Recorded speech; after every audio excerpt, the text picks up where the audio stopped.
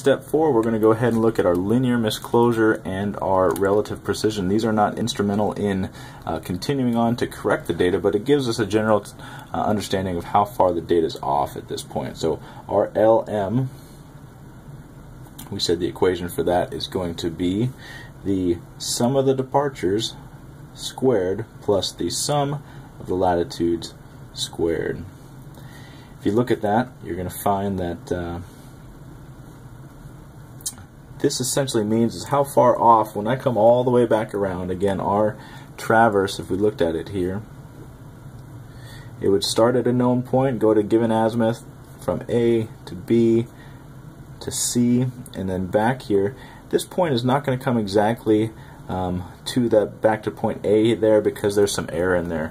What this is telling us is how far is this off. If I were to zoom in here and looked at this, this right here is the sum of the departures, and this is my sum of my latitudes. If we go back and look at basic geometry, we know if we square this, add it to this squared, take this and take the square root of that, we're going to get the value of what it should be for this entire length right here.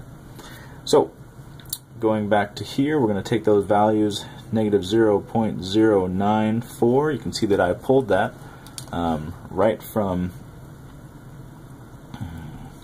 summing all those departures up. If I add these up here, if you look on the next page, you would find that indeed the number that I'm pulling is this value here. Once all those are established, I'm pulling that value, just so you guys can see that.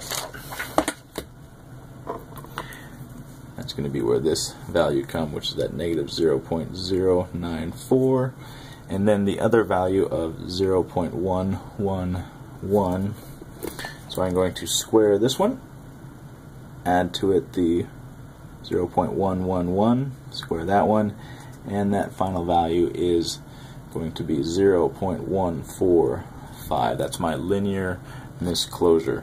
Also, we can do the relative precision, which is just compensating, normalizing this value for the perimeter.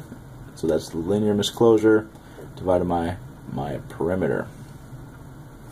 In this case, I'm pulling the perimeter from the sum of all the values here under length. That's the value that I'll pull down. This is my perimeter. All of those added up is going to give me 0.145 divided by the perimeter of 236.6, giving a final value of 0.000613.